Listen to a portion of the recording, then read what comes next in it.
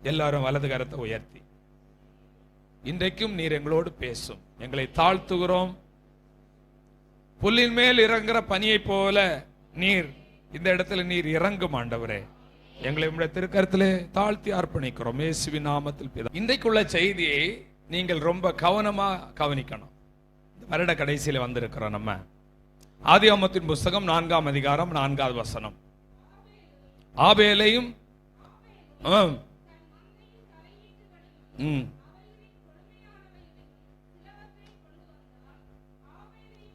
ஆபேலையும் அவன் காணிக்கையும் கர்த்தர் அங்கீகரித்தார். நல்ல கரங்களை உயர்த்தி, ஆபேலையும் அவன் காணிக்கையும் கர்த்தர் அங்கீகரித்தார்.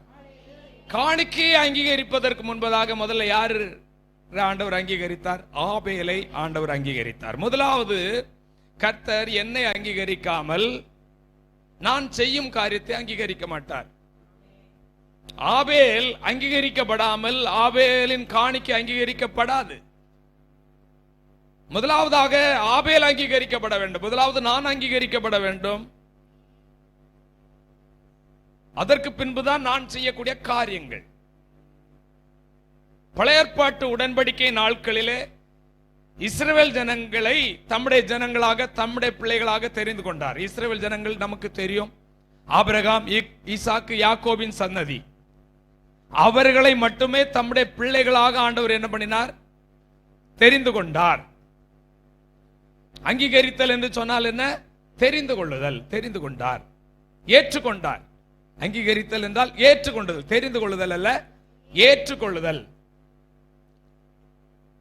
பழைய உடன்படிக்கையின் நாட்களில் அப்படி ஒரு கூட்ட மக்களை தம்முடைய பிள்ளைகளாக ஏற்றுக்கொண்டார். இஸ்ரவேலர்கள் தான் அவருடைய பிள்ளைகள்.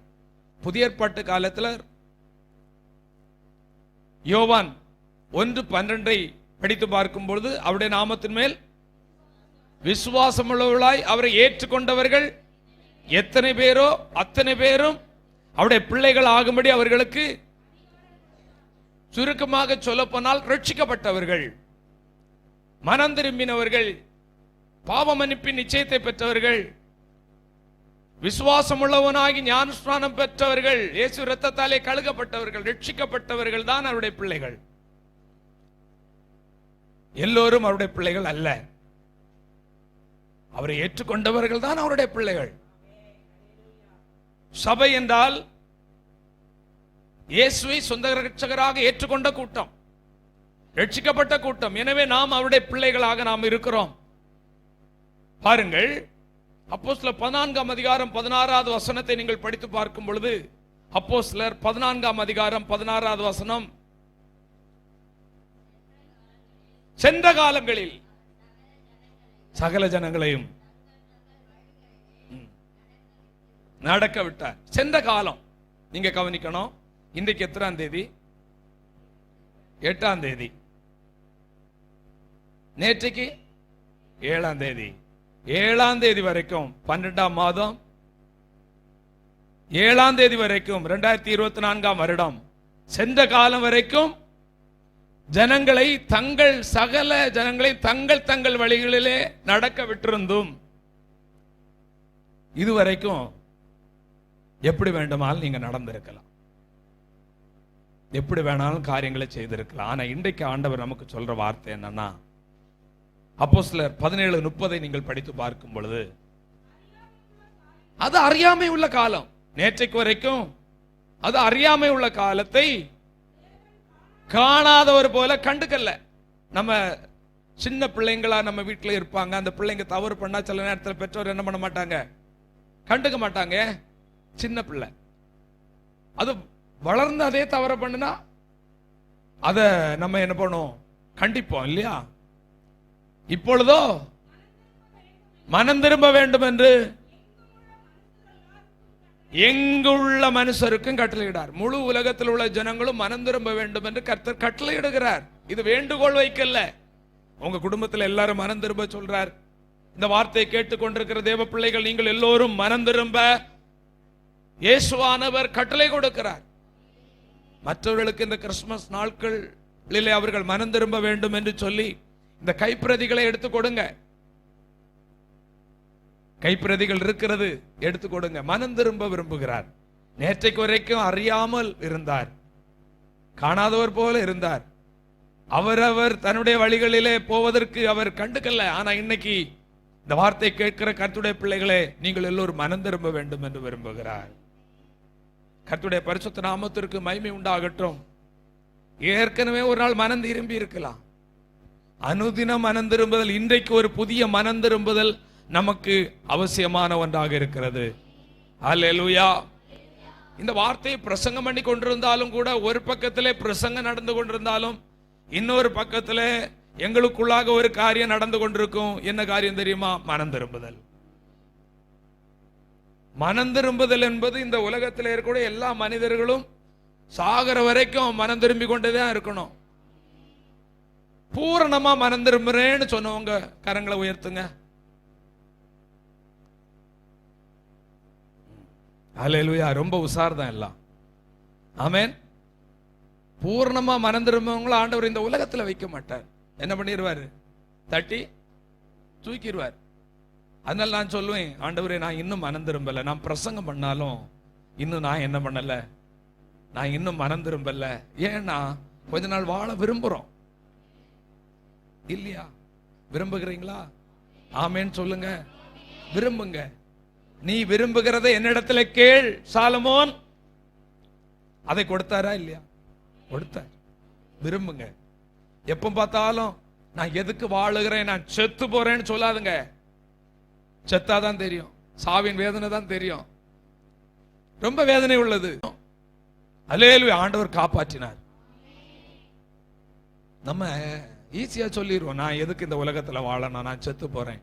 ஆனா சாவின் விளிம்புல போகும்போதுதான் எந்த வேதனை, ஐயோ அப்படிங்கிற ஒரு கூக்குரல் எழும்பும் பாருங்க. அது சாதாரணமான வேதனை இல்லை. ஒரு தயவு செய்து நீங்க ஒருத்தரும் வீட்டுல பிரச்சனைகள் இல்லாத வீடு இல்ல. சில வீட்டுல அதிகம் பிரச்சனை இருக்கும், போராட்டம் இருக்கும். நான் செத்து போறேன், ஆண்டவரே என்னை எடுத்துரும், இப்படி எல்லாம் கதை அடிக்க கூடாது.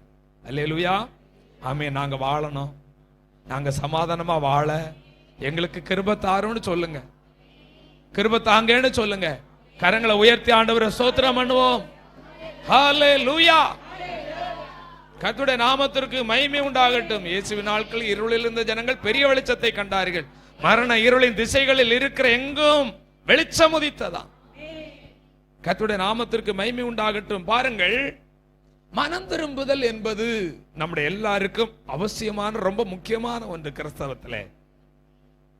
லூக்கா 13 அதிகாரம் 4-5 வசனத்தை நீங்கள் படித்து பார்க்கும்போது, அங்கு ஒரு கோபுரம் விழுந்து எத்தனை பேர் மரித்து போறாங்க?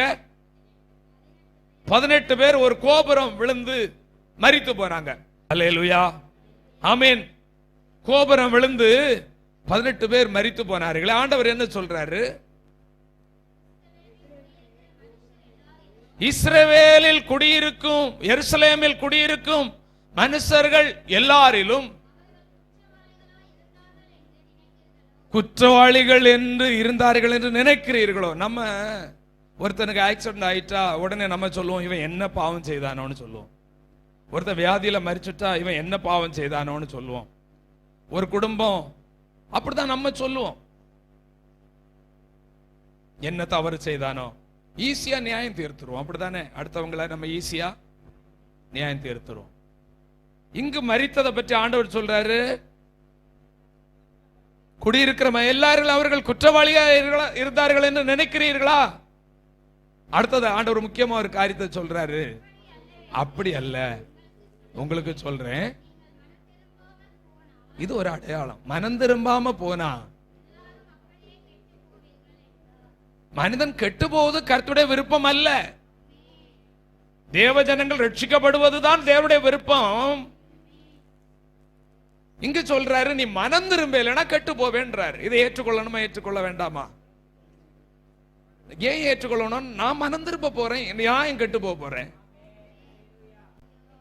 ஏன் எனக்கு கேடு வர போகுது? நான் மனம் திரும்ப போறேன்ப்பா. ஆமென். அப்போ மனம் திரும்பாம இருக்கிற எல்லாரும் நீங்க கெட்டு போவீங்கன்றாரு. அதை நான் ஏற்றுக்கொள்ளுகிறேன். நான் ஏன் கெட்டு போறேன்? நான் மனம் திரும்ப போறேன், அதனால எனக்கு கெடுதி ஒண்ணும் வராது. எல்லாரும் வலது கரத்தை உயர்த்தி ஆண்டவர் எனக்கு என்ன சொல்றார்? நேற்றைக்கு வரைக்கும் 7ஆம் தேதி வரைக்கும் மனம் திரும்பாம இருந்திருக்கலாம். சில காரியத்துல மனம் திரும்ப ஆண்டவர் வலியுறுத்தி இருப்பார். ஆனா நம்ம இருதயத்தை கடினப்படுத்தி இதுல எல்லாம் நான் மனம் திரும்ப வேண்டிய அவசியம் இல்லை, ஐ ஆம் பெர்ஃபெக்ட் சொல்லலாம். ஆனா ஆண்டவர் இன்னைக்கு சொல்றார், நீ மனம் திரும்பல கெட்டு போற. அப்ப இன்னைக்கு என்ன செய்யணும்? நம்ம இன்னைக்கு என்ன தேவை? நமக்கு மனம் திரும்புதல் அவசியமான ஒன்றாக இருக்கிறது. இந்த வருட கடைசியில ஆண்டவர் எதுக்கெல்லாம் மனம் திரும்பணும்னு உங்கள்கிட்ட பேசிட்டு இருக்காரு. உங்களுக்கு நல்லாவே தெரியும், நான் ஒவ்வொன்றும் சொல்ல வேண்டிய அவசியம் இல்லை. மனம் திரும்புங்க அப்படின்றார். அல்லேலூயா. நான் கர்த்தருடைய பிள்ளையாக அங்கீகரிக்கப்படாமல் நான் செய்கிற காரியம் அங்கீகரிக்கப்படாது. நான் ஒரு அங்கீகரிக்கப்பட்ட ஒரு நபராக இருக்கணும். பரலோக அங்கீகாரம் பெற்ற நபராக இருக்க வேண்டும். பரலோகத்தின் அங்கீகாரம், ஆண்டவர் என்னை தம்முடைய பிள்ளையாக அங்கீகரிக்க வேண்டும். கிறிஸ்தவ குடும்பத்தில் பிறந்ததுனால நான் ஒரு கிறிஸ்தவன், நான் கர்த்தருடைய பிள்ளை என்று சொல்லவே முடியாது. நான் வேண்டுமானாலும் மனம் திரும்பாம ஒரு மனுஷன் சர்ச்சுக்கு வந்துட்டு நான் ஆண்டவருடைய பிள்ளை என்று சொல்லிக் கொள்ளலாம். அது நம்மை திருப்திப்படுத்துவதற்கு. நாம் உண்மையாக மனம் திரும்பினது ஆண்டவருக்கு தெரியும். உண்மையான மனம் திரும்பினவங்களை தான் ஆண்டவர் தம்முடைய பிள்ளைகளா நினைப்பார். மனம் திரும்பாம நான் ரட்சிக்கப்பட்டேன்னு சொல்லலாம், நான் சர்ச்சுக்கு ஒழுங்கா போயிருவேன்னு சொல்லலாம், நான் அதை பண்ணுவேன்னு சொல்லலாம், இதை பண்ணுவேன்னு சொல்லலாம், நம்ம திருப்தி அதெல்லாம். ஆண்டவர் நம்மை அங்கீகரிக்கவே மாட்டார். ஒரு மனம் திரும்புதலின் இருதயம் ஒரு மனிதனுக்குள்ளாக உடைக்கப்பட்ட இருதயத்தோடு வரும்போது அவனுடைய ஆண்டவர் அந்த நபரை ஆண்டவர் அங்கீகரிக்கிறார். நம்முடைய முதலாவதாக நான் அங்கீகரிக்கப்பட்டால் நான் செய்கிற ஊழியம் அங்கீகரிக்கப்படும். நான் என்னை ஆண்டவர் அங்கீகரிக்காமல் நான் என்ன ஊழியத்தை செய்து உலகத்தை ஏமாற்ற முடியுமா? முடியவே முடியாது. முதலாவது நான் அங்கீகரிக்கப்பட வேண்டும். கர்த்தருடைய நாமத்திற்கு மகிமை உண்டாகட்டும். பழைய உடன்படிக்கை நாட்களிலே யாருடைய ஊழியம் அங்கீகரிக்கப்படும்? லேவி குடும்பத்தில் பிறந்தவங்க தான், ஆரோன் வம்சத்தை சேர்ந்தவங்க தான் பிரதான ஆசாரியரா இருக்கணும். லேவி குடும்பத்தை சேர்ந்தவங்க தான் ஆசரிப்பு கூடாரத்தில் வேலை செய்யணும், ஊழியம் செய்யணும். அப்படி இருந்தது. ஆனால் இந்த நாட்களில எல்லோரும் ஊழியம் செய்யலாம். ஆனால் அழைக்கப்பட்டு ஊழியம் செய்வதற்கும் அழைக்கப்பட்டு ஊழியம் செய்யாததற்கும் இருக்கிற வித்தியாசம் உண்டு. ஆரோனை போல் அழைக்கப்படாமல் ஊழியம் இந்த கனமான ஊழியத்துக்கு ஏற்படுத்த முடியாது என்ற சபை ஊழியம். அல்லேலூயா. பாருங்கள், ஒரு கம்பெனியில ரெண்டு பேர் போறாங்க. ஒருத்தர் அப்பாயின்மெண்ட் ஆர்டரோட போறார், இன்னொருத்தர் அவருக்கு வேலை தெரியும்னு சொல்லிட்டு போறார். இப்ப யாருக்கு அங்க போன உடனே முக்கியத்துவம் கிடைக்கும்? Appointment order. ஏன்னா அந்த கம்பெனி அவங்களை அழைச்சிருக்குது. அப்ப அப்பாயின்மெண்ட் ஆர்டரோடு போனவங்களுக்கு முக்கியத்துவம் கிடைக்கும். அப்பாயின்மெண்ட் ஆர்டர் இல்லாம போனவங்களுக்கு என்ன கிடைக்கும்? சரி, நம்மளை நம்பி வந்துட்டான்னு ஏதாயிலும் ஒரு வேலை, ஏதாயிலும் ஒரு செக்யூரிட்டி வேலையோ ஏதோ பியூன் வேலையோ எதை என்ன பண்ணு போட்டு கொடுங்க, அவர் திறமை இருக்கு, அவர் செய்வார் அப்படின்வாங்க. ஆனா முக்கியத்துவம் யாருக்கு? அவர் டெம்பரரி. ஆனா பெர்மனன்ட் யாரு? அப்பாயின்மெண்ட் ஆர்டரோடு போனவங்களுக்கு தான். அல்லேலூயா. அவர் சொல்லிக் கொள்ளலாம், நானும் இங்க தான் வேலை செய்யலாம்னு சொல்லிக் கொள்ளலாம். ஆனா தேவன் அங்கீகரிக்கல, அந்த கம்பெனி அங்கீகரிக்கல. கர்த்தருடைய பிள்ளைகளே கவனிக்கணும். சர்ச்சுக்கு நிறைய பேர் வருவாங்க போவாங்க. நீங்க கர்த்தருடைய பிள்ளைகளா இருக்கிறீங்களா? எல்லோரும் ஆராதிப்பாங்க, எல்லாரும் ஜெபம் பண்ணுவாங்க. நீங்க கர்த்தருடைய பிள்ளைகளா இருக்கிறீங்களா? நீங்க ஒரு அங்கீகரிக்கப்பட்ட விசுவாசியா? நீ ஒரு அங்கீகரிக்கப்பட்ட ஊழியத்தை செய்யறியா? கர்த்தருடைய பிள்ளையே ரொம்ப ஜாக்கிரதையா இருக்கணும். நான் ஏற்கனவே வேற ஒரு செய்தியை தான் எடுத்து ஆயத்தம் பண்ணேன். நான் நேற்றைக்கு வந்து ஜெப ரூமில் ஜெபிக்க ஆரம்பிக்கும் போது ஒரு அங்கீகாரத்தை குறித்து பேச என்று ஆண்டவர் சொன்னார். அல்லேலூயா. இரண்டாவதாக நான் கொடுக்கும் காணிக்கை அங்கீகரிக்கப்படும். என்னை ஆண்டவர் அங்கீகரித்தால் நான் கொடுக்கக்கூடிய காணிக்கை. ஆபேல் அங்கீகரிக்கப்பட்டான், அவன் காணிக்கையும் ஆண்டவர் என்ன பண்ணினார்? அங்கீகரித்தார். நீதிமொழிகள் 15:8 நீங்கள் படித்து பார்க்கும் பொழுது, நீதிமொழிகள் 15:8, கர்த்தருடைய பரிசுத்த நாமத்திற்கு மகிமை உண்டாகட்டும், துன்மார்க்கரின் பலி அவருடைய பார்வையிலே அருவருப்பு. துன்மார்க்கனா யாரு? மனம் திரும்பாதவனுடைய பாவிகளுடைய பலி ஆண்டவருக்கு எப்படி இருக்கிறதா? ஆமென், ஸ்தோத்திரம். அதை ஆண்டவர் அருவருப்பாக நினைக்கிறார். உபாகமம் 32:17 இஸ்ரவேல் ஜனங்கள் வனாந்திரத்தில் இருக்கும்போது ஆண்டவருக்கு பலி செலுத்தினார்கள். ஆனால் அவர்களை குறித்து ஆண்டவர் சொன்னார், இவர்கள் வணங்கா கழுத்துள்ள ஜனங்கள், எப்பொழுதும் வழுகி போகும் இருதயம் உள்ளவர்கள், எப்பொழுதும் கீழ்ப்படியாத இருதயம் உள்ளவர்கள் என்று சொல்லி இருந்தார். ஆனால் அவர்களை பார்த்து ஆண்டவர் என்ன சொன்னார்? உபாகமம் 32:17 பலி இட்டாங்க. ஆனா பலி யாருக்கு பலியிடல? தேவனுக்கு தான் பலியிடுகிறேன் என்று நினைத்துதான் பலியிட்டாங்க. ஆனா ஆண்டவர் என்ன சொல்றார்? அவர்கள் தேவனுக்கு பலியிடவில்லை, தாங்கள் அறியாதவைகளும் தங்கள் பிதாக்கள் பயப்படாதவைகளும் பேய்களுக்கு பலியிட்டாங்களா? ஆண்டவர் என்னோட 40 வருஷம் நீங்க யாருக்குப்பா பலியிட்டீங்க? யாருக்கு காணிக்கை கொடுத்தீங்க? பேய்களுக்கு. ஆனா நம்ம என்ன நினைக்கிறோம்? கர்த்தருக்கு கொடுக்கிறோம் நினைக்கிறோம். அல்லேலூயா. எல்லா காணிக்கையும் தேவன் அங்கீகரிக்க மாட்டார். மனம் திரும்புகிற தேவ பிள்ளைகள் கொடுக்கிற காணிக்கைகளை தான் ஆண்டவர் அதிகமாக அங்கீகரிப்பார். ரட்சிக்கப்பட்ட தேவ பிள்ளைகள் கொடுக்கிற காணிக்கைகளை தான் ஆண்டவர் அங்கீகரிப்பார். ஸ்தோத்திரம். கர்த்தருடைய நாமத்திற்கு மகிமை உண்டாவதாக. கர்த்தர் நல்லவர். இந்த ஆபேலையும் அவன் காணிக்கை அங்கீகரிக்க காரணம் என்ன அப்படின்னா, அவன் மனப்பூர்வமா கர்த்தருக்காக கொடுத்தான். எப்படி கொடுத்தான்? மனப்பூர்வமா. வசனம் சொல்லுது, கட்டாயமாயும் அல்ல, விசனமாயும் அல்ல, மனப்பூர்வமாய் கொடுத்தான். இரண்டாவதாக, நம்முடைய காணிக்கைகள் அங்கீகரிக்கப்பட வேண்டுமானால் என்ன செய்யணும் அப்படின்னா, மத்தேயு 5:23-24 வசனங்கள். மத்தேயு 5:23-24 வசனங்கள்.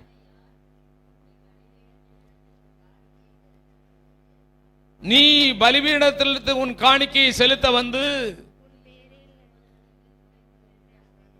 உனக்கும் உன் சகோதரனுக்கும் பிரச்சனை உண்டென்று நீ காண்பாயானால் அங்கேதானே பலிபீடத்தின் முன் உன் காணிக்கை வைத்துவிட்டு போய் முன்பு என்ன செய்யணும்? காணிக்க செலுத்த வருவதற்கு முன்பதாக முன்பு வந்து உன் சகோதரனோடு ஒப்புரவாகி பின்பு வந்து காணிக்கையை செலுத்து. அதுதான் அங்கீகரிக்கப்படும். அல்லேலூயா. வீட்டுல ஒரே சண்டை, பக்கத்து வீட்டுல ஒரே சண்டை, சகோதரரோடு ஒரு சண்டை, இவங்களோட பேச மாட்டேன், அவங்களோட பேச மாட்டேன், அந்த வீட்டுக்கு போக மாட்டேன், இந்த வீட்டுக்கு போக மாட்டேன், எப்ப பார்த்தாலும் பகை. இந்த பகை உணர்வை வச்சுட்டு வீட்டுல சர்ச்சில் வந்து எவ்வளவு பெரிய தொகை காணிக்கை கொண்டு கொடுத்தாலும் அது காணிக்க பட்டியல கிடக்குமே தவிர அது தேவ சமூகத்துல அது ஒரு பொக்கிஷமாய் போய் சேராது. ஆண்டவர் அதை உகந்த காணிக்கையா ஆண்டவர் அங்கீகரிக்க மாட்டார். யாரோடையும் கசப்பா இருக்கிறீங்களா? யாரோட அணுகுமுறை சரியில்லாம இருக்கிறீங்களா? சோத்திரம். இவன் என்னுடைய சத்ருன்னு நீங்க தீர்த்து இருக்கிறீங்களா? சண்டை போட்டுட்டு வந்து காணிக்கை எல்லாம் படைத்தா அது சமாதானமா போனதுக்கு பிறகுதான் காணிக்கை படைக்கணும். அல்லேலூயா. ஸ்தோத்திரம். கர்த்தருடைய பரிசுத்த நாமத்திற்கு மகிமை உண்டாகட்டும். நான் அங்கீகரிக்கப்பட்டால் என் காணிக்கையும் அங்கீகரிக்கப்படும். அல்லேலூயா. கர்த்தருடைய நாமத்திற்கு மகிமை உண்டாகட்டும். மூன்றாவதாக பார்க்கும்போது, நான் செய்யக்கூடியதான தர்மம் எப்பொழுது அங்கீகரிக்கப்படும் என்று சொன்னால், முதலாவது ஆண்டவருடைய வார்த்தையின்படி நான் செய்யணும். அந்த வார்த்தைக்கு நான் கீழ்ப்படியும் பொழுதுதான் நான் செய்யக்கூடிய தர்மமும் அங்கீகரிக்கப்படும். ஆண்டவர் என்ன சொன்னாரு? மத்தேயு 6:2-4 வரைக்கும் வசனத்தை நீங்கள் படித்து பார்க்கும் பொழுது எப்படி செய்யணும்? நீ தர்மம் செய்யும் போது அந்தரங்கமா இருக்கட்டும், யாரும் பார்க்க இல்லைனாலும் பரவாயில்ல, உன் வலதுகை செய்வத. ஆமென். அப்பொழுது உனக்கு வெளியரங்கமாய் பதில் தருவார். ஆமென்.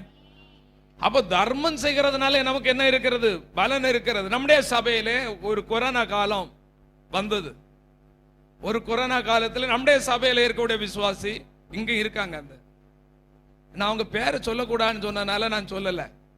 ஒரு 20,000 ரூபாய் என் கையில கொண்டு தந்து, பாஸ்டர் நான் தந்ததா நீங்க சொல்லாதுங்க, எல்லா விசுவாசிகளுக்கும் நீங்க என்ன பண்ணுங்க, இந்த பணத்தை கொடுங்கன்னு சொன்னாங்க.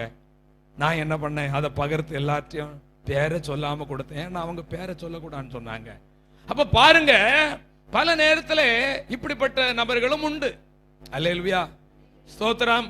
இப்ப பல இங்க எல்லாம் அப்படி இல்ல. நிறைய இடங்கள்ல நீங்க பாத்தீங்கன்னா சில சபைகள்ல எல்லாம் ஒரு ஸ்பீக்கர் பாக்ஸ் வாங்கி கொடுத்தா அதுல என்ன பண்ணிருப்பாங்க, இன்னாருடைய அன்பளிப்புன்னு அதுல எழுதி இருப்பாங்க. ஒரு டியூப் லைட் வாங்கி கொடுத்தா அதுல என்ன பண்ணிருப்பாங்க,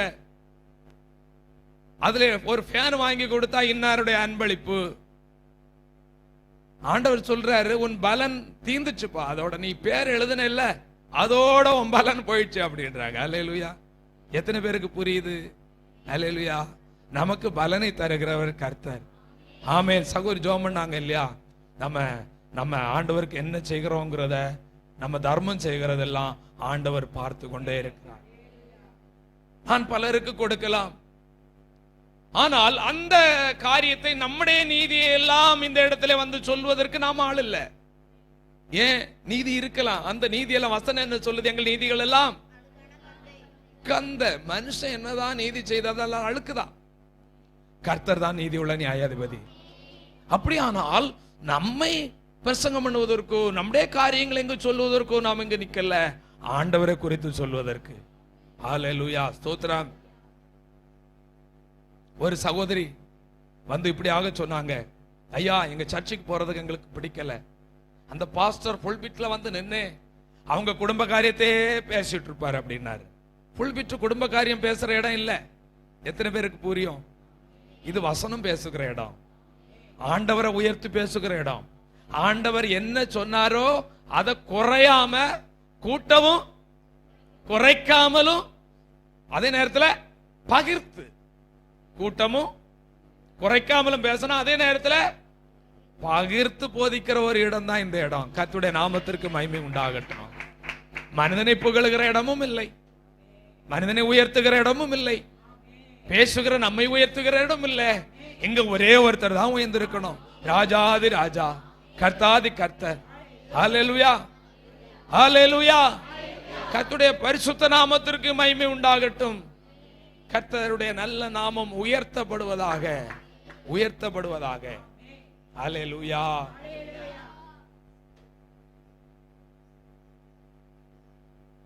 நான்காவதாக கடைசியா ஒரு காரியத்தை நான் சொல்லி முடிச்சிறேன். நான் அங்கீகரிக்கப்பட்டா நான் செய்யும் ஜெபமும் அங்கீகரிக்கப்படும். நான் ஒரு இன்னைக்கு நீங்க எதை யோசித்துட்டு இருக்கிறீங்க? நான் ஒரு அங்கீகரிக்கப்பட்ட, நான் சர்ச்சுக்கு வர்றேன், பைபிள் எல்லாம் கொண்டு வர்றேன், கர்த்தருக்கா எதையாலும் செய்யறேன், ஆனா நான் அங்கீகரிக்கப்பட்டு செய்யறேனா இல்ல உலக மக்களை போல ஏதோ ஒண்ணு செய்யறேனா? ஆமேன் என்று யோசிக்கணும். இன்னைக்கு நீங்க அங்கீகரிக்கப்பட்டவங்களை தான் போகணும். அப்படின்னா என்ன வேணும்? அப்படியே பிள்ளையா மாறிடணும், அப்படியே பிள்ளைகளா மாறிடணும்.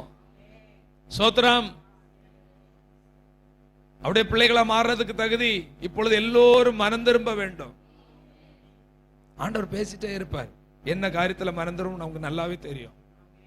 ஆனா போன வாரம் பார்த்தது போல இந்த மாம்சம் என்ன ஆகாது, மனம் திரும்ப இடம் கொடுக்காது, கீழ்ப்படி இடம் கொடுக்காது, செவி கொடுக்க இடம் கொடுக்காது. மாம்சம் தான் நமக்கு தடையா இருக்கு. அல்லேலூயா, ஆமேன். ஆண்டவர் சொல்றாரு எப்படி ஜெபிக்கணுமா? மத்தேயு 6ஆம் அதிகாரம் 5-6 வசனத்தை நீங்கள் படித்து பார்க்கும் பொழுது, ஜெபம் பண்ணும்போது மாயக்காரரை போல இருக்க வேண்டாம், மனுஷன் காணும்படியாக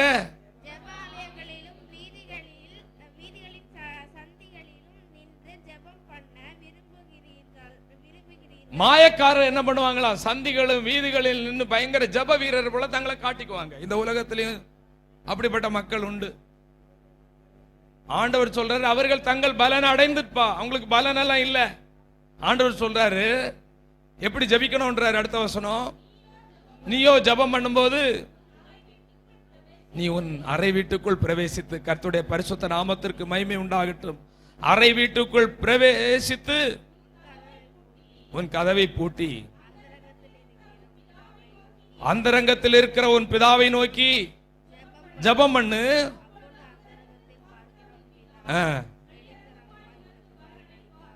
அந்தரங்கத்தில் பார்க்கிற பிதா வெளியரங்கமா பதில் அளிப்பார். அல்லேலூயா. இது எதை குறிக்கிறது? தனி ஜெபம். இப்போ உங்கள்கிட்ட யாரையும் நீங்க தனி ஜபம் பண்ணினீங்களா என்று சொல்லி உங்களை கைகளை உயர்த்தி சபையில வெட்கப்படுத்த நாங்கள் விரும்பல. சில நேரத்துல வெட்கப்படாம இருக்கணும்னு பொய்க்கு கூட என்ன பண்ணிடலாம், கைய உயர்த்தலாம். அது வேற பாவம்.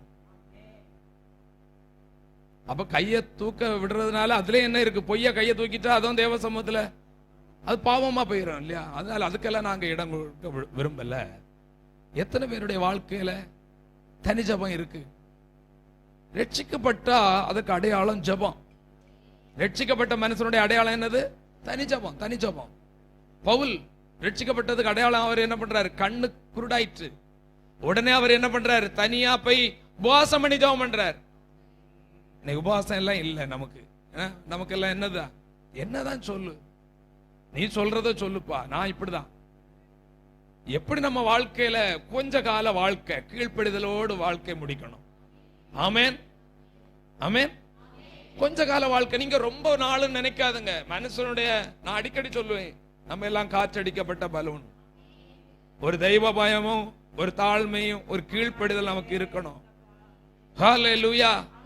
ஆமா, ரொம்ப நாள் எல்லாம் இந்த உலகத்துல 100 வருஷம் யாரும் வாழ போறதில்லை. கர்த்தருடைய நாமத்திற்கு மகிமை உண்டாகட்டும். அப்ப ஆண்டவர் அந்த தனி ஜபம் நம்ம வாழ்க்கையில அவசியம். நம்ம ஜபம் கேட்கப்படணும்னா தனியா இருந்து நம்மளை ஆராய்ந்து பார்த்து நம்ம ஜபிக்கிற அனுபவம் இருக்கு. கூட்டத்துல நின்று ஜபிக்க எல்லாருக்கும் இருப்போம். ஆனா தனியா உங்க வாழ்க்கையின் ஜப ஜீவியத்தை இங்க யோசித்து பார்க்கணும். கர்த்தருடைய பிள்ளைகளே, நீ தனியா ஜபிக்கும் போது அந்த ரங்கத்தில் பார்க்கிற பிதா வெளியரங்கமாய் பாது. நீ தனியா போகும்போதுதான் நீ யாருங்கிறத ஆண்டவர் சொல்வார். உன் நிலவரம் எப்படி இருக்குன்னு ஆண்டவர் சொல்வார். உன்னுடைய ஆவிக்குரிய நிலை எப்படி இருக்குன்னு சொல்வார், சுட்டி காட்டுவார். அப்ப நம்ம ஜபம் கேட்கப்படணும்னா தனி ஜபம் பண்ணுங்க. தனி ஜபம் பண்ணுங்க. நேரம் கிடைக்கும் பொழுதெல்லாம் நேரத்தை ஒதுக்கி தனி ஜபம் பண்ணுங்க. கர்த்தர் உங்களை ஆசீர்வதிப்பாராக. இரண்டாவதாக எப்படி ஜபிக்க கூடாதுன்னு சொல்றாரு. மத்தேயு 6ஆம் அதிகாரம் 7-8 வசனத்தை நீங்கள் படித்து பார்க்கும் பொழுது, அன்றியும் நீங்கள் ஜெபம் பண்ணும்போது அஞ்ஞானிகளைப் போல வீண் வார்த்தைகளை அலப்பாதுங்க.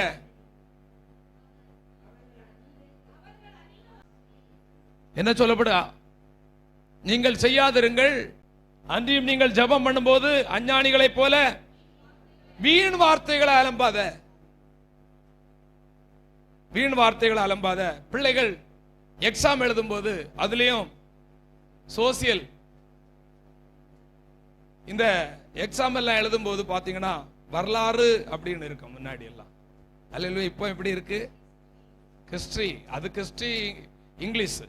அல்லேலூயா. அந்த எக்ஸாம் எழுதும் போது ஒன்னும் தெரியாது. ஏன்னா பாடம் எடுக்கிறதும் ஸ்டூடெண்ட்ஸுக்கு புரியாது. அவங்க கதையை அடிச்சுட்டு போவாங்க. இப்ப இவங்க எல்லாம் என்ன எழுதுவாங்க அப்படின்னா சொல்லுவாங்க, வரலாறுனா நிறைய என்ன பண்ணணும், பக்கம் பக்கமா எழுதணும். எழுதினாதான் மார்க் கிடைக்கும்னு சொல்லிட்டு இவங்க விருப்பத்துக்கு கண்ட கதை, வயல்ல விழுந்த கதை, வரப்புல விழுந்த கதை எல்லாத்தையும் எழுதி டீச்சர்ட்ட கொண்டு போய் காமிச்சா மார்க் ஒரு பக்கத்துக்கு அரை மார்க், ஒரு பக்கத்துக்கு கா மார்க் எழுதுனதுக்காக. அல்லேலூயா. பரிசை என்ன பண்றான் பாருங்க. அவன் என்ன பண்றானா, அவன் தன்னுடைய நீதியை வெளிப்படுத்தி என்ன பண்றான், ஜெபம் பண்றான். அவன் பல காரியத்தை அடுக்குமொழியா ஆண்டவர்கிட்ட வைக்கிறான். நான் அடிக்கடி சொல்லுவேன், அடுக்குமொழியா ஆண்டவர்கிட்ட வைக்க வேண்டிய அவசியம் இல்ல. ஆண்டவருக்கு எல்லாமே தெரியும். ஆண்டவர் அவங்க சொல்றாரு. ஆனா அவனுடைய ஜெபத்தை கேட்டாரா? அவன் தன்னுடைய நீதியை வெளிப்படுத்தி ஜெபம் பண்றான். ஆண்டவர் கேட்கல. பாருங்க, இங்க சொல்லப்பட்டிருக்கிறது அந்த வசனத்தை மறுபடியும் போடுங்க. மத்தேயு 6:8 வசனம். மத்தேயு 6:8. மத்தேயு 6:8. அஞ்ஞானிகளைப் போல வீண் வார்த்தைகளை அலம்பாது. வீண் வார்த்தைகளை பேசாதுங்க.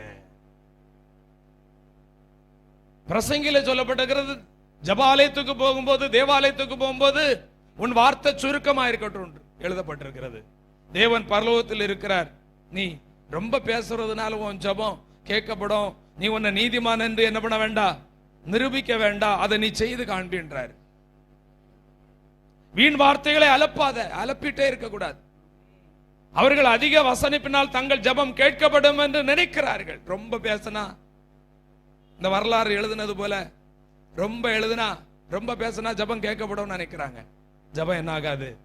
கேட்கப்படாது. ஆண்டவர் என்ன சொல்றாரு? அவர்களை போல் செய்யாதிருங்கள், உங்கள் பிதாவை நோக்கி நீங்கள் வேண்டிக் கொள்ளுகிறதுக்கு முன்னமே உங்களுக்கு என்ன தேவைன்னு தெரியும், எல்லாம் தெரியும். மனஸ்தாபத்தோடு போங்க, வார்த்தையை சுருக்கமா ஜெபம் பண்ணுங்க. ஒரு சபையின் ஞாயிற்றுக்கிழமை ஆராதனையின் ஆரம்ப ஜெபம் எப்படி பண்ணணும்னு தெரியல நிறைய பேருக்கு. எப்படி பண்ணணும்? அதுக்கெல்லாம் அப்படியெல்லாம் ஜெபம் பண்ணக்கூடாது.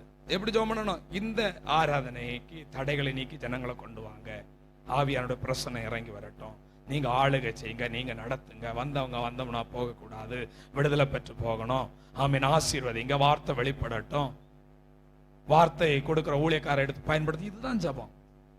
கருத்தா ஜெபம் பண்ணணும். ஒரு ஆராதனை முடிஞ்சு ஜெபம் பண்ணா செய்தி கொடுக்கிற ஊழியக்காரருக்காக ஜெபம் பண்ணணும். ஒவ்வொரு பகுதியும் அப்படிதான். திருமண நாளுக்காக எப்படி ஜெபம் பண்ணணும், பிறந்த நாளுக்காக எப்படி ஜெபம் பண்ணணும், ஒரு சாவு வீட்டுல போனா எப்படி ஜெபம் பண்ணணும். ஆண்டவரே நீ செய்த எல்லா உபகாரத்திற்காக நன்றின்னு சொல்லக்கூடாது. சாவு வீட்டுக்காக போய். கல்யாண வீட்டுல எப்படி ஜெபம் பண்ணணும், ஆமென். ஒரு வீட்டு கூட்டத்துக்கு எப்படி ஜெபம் பண்ணணும். ஒவ்வொன்றுக்கும் ஒரு முறை இருக்கு. அல்லேலூயா. கரங்களை உயர்த்தி. ஒரு வியாதியஸ்தர்களை கேட்க எப்படி ஜெபம் பண்ணணும், ஆமென். ஊழியக்காரர்களுக்காக அதிகமா ஜபிக்கணும். சிலர் ஜபிக்கும் போது என்ன பண்றாங்கன்னா, ஒரு ஜபத்தை முடிக்கும் போது கட்டாயம் கடைசியில ஊழியக்காரர்களுக்காக ஜெபம் பண்றாங்க. அது எதை குறிக்கிறது? ஊழியக்காரர் மேல உள்ள அன்பை குறிக்கிறது. ஊழியக்காரர்கள் அவருடைய மனதில் வர்றாங்க, அதை குறிக்கிறது. சிலர் ஊழியக்காரருக்கு ஜெபம் பண்ணி பார்த்ததே இல்லை. சில ஆட்கள் இருக்காங்க ஊழியக்காரருக்கு ஜெபம் பண்றதே இல்லை. அல்லேலூயா, ஆமென். ஏன் ஜெபம் பண்றது இல்ல? மனதுல நீங்க ஒன்னும் இல்ல பாஸ்டர், மனதுல நீங்க எல்லாம் என்னைக்கோ எங்களை விட்டு போயிட்டீங்க. அல்லேலூயா, ஸ்தோத்திரம். ஒரு வீட்டுல ஊழியக்காரர் வந்து ஜெபம் பண்றார். யாரால இப்ப நீங்க அதுக்கு எப்படி ஜெபம் பண்ணணும்? ஒரு ஊழியக்காரர் வந்து ஜெபம் பண்ணும்போது வார்த்தைகள் வெளிப்படும் பொழுது சொன்னது போல ஆமென், அல்லேலூயா என்று சொல்லணும். இல்லாத நேரத்துல ஆமென் அல்லேலூயா சொல்லணும். அந்நிய பாஷை பேசலாம், ஆவியில நிரம்பலாம். அந்த நேரத்தில் ஆவியான ஒரு கிரியை செய்கிறவனமா நடந்துக்கணும். ஆனா ஜபத்துக்கு தடையா இருக்க கூடாது. கூட கூட பேசக்கூடாது. என்ன பண்ணக்கூடாது? ஆண்டவரே இவங்களை என்று சொல்றதுக்கு முன்னாடி நீ ஆசீர்வாதி ஒண்ணு முடிச்சிட கூடாது. கூட கூட பேசி ஆவியில ஜெபிப்பதை தடம் பண்ற ஆட்களா இருக்க கூடாது. அல்லேலூயா. திறமையெல்லாம் எங்க பயன்படுத்தணும்? நீங்க ஜெபம் பண்றது ஊழியக்காரர்களுக்கு தெரிய வேண்டிய அவசியம் இல்ல. நீங்க தனியா ஜெபம் பண்ணா போதும். உங்க திறமைய எங்க காட்டணும்? தனி ஜெபத்துல ஜெபம் பண்ணி பேய துரத்தி காட்டுவோம்.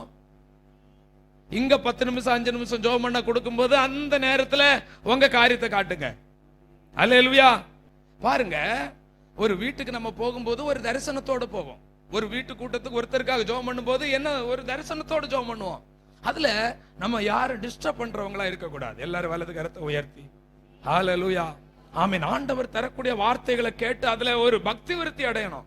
ஆண்டவர் நான் பல இடத்துல நான் போய் ஜெபம் பண்ணி இருக்கிறேன். லாஸ்ட்ல ஜெபம் பண்ணாமலே நான் வந்திருக்கிறேன் பாதியில முடிச்சிட்டு. ஹல்லேலூயா. அப்படி இருக்க கூடாது. ஹல்லேலூயா. ஆமா, நிறைய நம்ம பேசுறதுனால நம்ம ஜெபம் கேட்கப்படாது. நான் பெர்ஃபெக்ட்டா இருந்தா சுருக்கமா ஜெபம் பண்ணாலும் ஆண்டவரே இயேசுவின் நாமத்தினால இந்த பிசாசு இந்த நபரை விட்டு போட்டுனா என்ன பண்ணிரும்? போயிரும். அதுக்காக பைபிள் எல்லாம் போட்டு என்ன பண்ண வேண்டிய அவசியம் இல்ல. தலையில போட்டு அடிக்க வேண்டிய அவசியம் இல்ல. ஹல்லேலூயா. கொம்பெல்லாம் போட்டு அடிக்க வேண்டிய அவசியம். அது பெந்தேகோஸ்தே பாஸ்டர் அதான் செய்யறாங்க. இன்னைக்கு நிறைய இடத்துல கொண்ட முடிய போட்டு என்ன பண்றான்? ஏசு எங்கேயாலும் கொண்ட முடிய போட்டு பிடுங்கினாரா? இருக்கிறதே கொஞ்சம் கொண்ட முடி. அது இந்த காலத்தில் உள்ள சாம்பல் எல்லாம் போட்டு போட்டு இருக்கிற முடியும் இல்ல. கர்த்தருடைய நாமத்திற்கு மகிமை உண்டாகட்டும். அல்லேலூயா. இங்கேயோ நம்ம குடும்பத்திலேயோ நம்ம சபை குடும்பங்கள்லயோ ரட்சிக்கப்படாம எவ்வளவோ பேர் இருக்காங்க. அவங்களுக்காக ஜெபம் பண்ணி பாரப்பட்டு ஆமென் தனி ஜெபம் பண்ணி விசுவாசம் இருக்குல்ல. நிறைய பேருக்கு விசுவாசம் இல்ல. ஜெபிக்கிறீங்க, விசுவாசம் மாற்றுவார்னு விசுவாசிக்கணும். ஹல்லேலூயா. கர்த்தர் நல்லவர். தயவு செய்து இந்த கைப்பிரதி எடுத்துக்கொண்டு ஜனங்களுக்கு கொஞ்சம் கொடுத்து ஜனங்களை பக்தி விருத்திக்கு ஏதுவாக கொஞ்சம் நடத்துங்க. ஹல்லேலூயா. நான் திட்டமிட்டு இருக்கிறேன், கிறிஸ்துமஸுக்கு முந்தின நாள் இந்த தெருவில் எல்லாருக்கும் கேக் வாங்கி கொடுக்க போறேன். நல்ல குவாலிட்டியான கேக்கு நான் வாங்கி கொடுக்கணும் எல்லாருக்கும். அல்லேலூயா. வருகிற நாட்களில் கலண்டர்லாம் நிறைய போட்டு எல்லாருக்கும் கொடுக்கணும். தேவை அதிகம் இருக்கு, தேவை அதிகம் இருக்கு. அல்லேலூயா. அதனால இதெல்லாம் என்ன பண்ண முடியல, ரொம்ப செய்ய முடியல. கர்த்தருடைய நாமத்திற்கு மகிமை உண்டாகட்டும். பாருங்கள், நான் ஒரு அங்கீகரிக்கப்பட்ட கிறிஸ்தவன். ஆமென். நான் ஒரு அங்கீகரிக்கப்பட்ட கிறிஸ்தவன். நம்மை குறித்து தேவன் அங்கீகரிக்கணும்.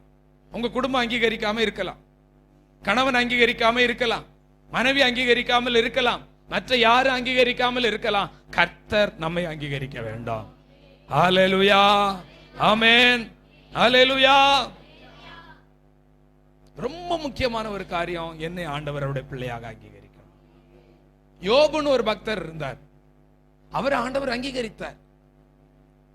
அவரை ஆண்டவர் என்ன சொன்னார் தெரியுமா? யோபு 1:1 நீங்கள் படித்து பார்க்கும்போது, உத்தமனும் சன்மார்க்கனும் தேவனுக்கு பயந்து பொல்லாப்புக்கு விலகுறவனாயிருந்தான். நமக்கு ஆண்டவர் என்ன சர்டிபிகேட் தர முடியுமா? ஜப வீரன் என்று சர்டிபிகேட் தர முடியுமா? ஆத்துமாக்களை ஆதாயம் செய்கிறவன் என்று சர்டிபிகேட் தர முடியுமா? சத்தியத்தை சத்தியமாய் போதிக்கிறவன் என்று சர்டிபிகேட் தர முடியுமா? ஊழியத்தை தாங்கிறவன் என்று சர்டிபிகேட் தர முடியுமா? ஆண்டவர் நம்மை குறித்து சோத்திரம், நம்மை ஆண்டவர் அங்கீகரிப்பாரா? நான் இந்த செய்தி ஆயத்தப்படுவதற்கு முன்பு நான் ஜப அறையிலே நான் சொன்னேன், ஆண்டவரே என்னை அங்கீகரியும் ஆண்டவரே. ஆண்டவரால் அழைக்கப்பட்டு தான் ஊழியத்துக்கு வந்திருக்கிறோம். ஆனாலும் அழைக்கப்பட்டும் நாம் நம்மை நிதானித்து பார்க்கவில்லை என்றால் அது அங்கீகரிக்கப்படாமல் போய்விட வாய்ப்பு இருக்கிறது. அல்லேலூயா.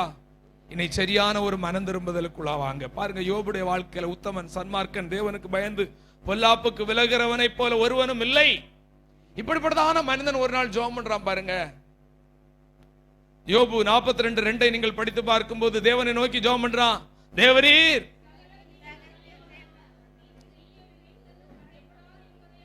இது என்ன ஜெபம்? இது என்ன ஜெபம்? யாரோ சொன்னாங்க, விசுவாச ஜெபம்.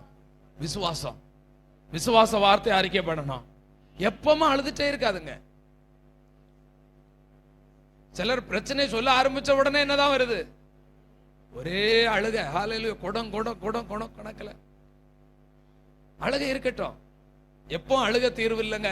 தைரியம் வேணும், கான்பிடன்ட் வேணும், நம்பிக்கை வேணும், விசுவாசம் வேணும். ஹல்லேலூயா. பாருங்க, இவன் சொல்றான், என்ன சூழ்நிலை சொல்றான் தெரியுமா? என்ன சூழ்நிலை? அவருடைய வாழ்க்கையில 7000 ஆடு இருந்தது, ஒரே நாள காணாம போயிட்டு. 3000 ஒட்டகம் இருந்தது. இதெல்லாம் சண்டே கிளாஸ் பிள்ளைகளுக்கு நல்லா தெரியும். ஏன்னா இதே தான் நம்ம பண்ணோம். அதனால ஒட்டகம் எவ்வளவு இருந்தது? 3000 இருந்தது. 500 ஏறு மாடு, 500 கழுதை இருந்தது. அதனால இதெல்லாம் போக 10 பிள்ளைங்க இருந்தாங்க. 7 குமாரரும் 3 குமாரத்தையும் இருந்தாங்க. அது மட்டும் இல்ல, போதாதுக்கு அவன் சரீரம் முழுவதும் வியாதி. எப்படி இருக்கும் யோசித்து பாருங்க. அப்படிப்பட்டதான சூழ்நிலையில அவனுடைய வாழ்க்கையில ஒரு நம்பிக்கை வருகிறப்பா, என் வாழ்க்கையில நீ தேவரே நீ சகலத்தையும் செய்யவர். எந்த சூழ்நிலையும், எந்த போராட்டமும், எந்த பிரச்சனையும், என்ன நெருக்கமும், என்ன இழப்பும், எப்பேற்பட்ட சூழ்நிலைகளிலும் உத்தமனாகிய யோபு ஜபிக்கிறான். அதான் ரொம்ப முக்கியம். அவன் ஜபம் கேட்கப்பட காரணம் என்ன? அவன் உத்தமன். உத்தமனுடைய ஜபம் கர்த்தருக்கு பிரியம். நீதிமானுடைய ஜபம் கர்த்தருக்கு பிரியம். அவன் ஜபிக்கிறான். ஆண்டவர் செய்தது என்ன அற்புதம் செய்தார் தெரியுமா? யோபு 42 அதிகாரம் 12 17 வரைக்கும் முன்னிலைமை பார்க்கலாம். போதும்.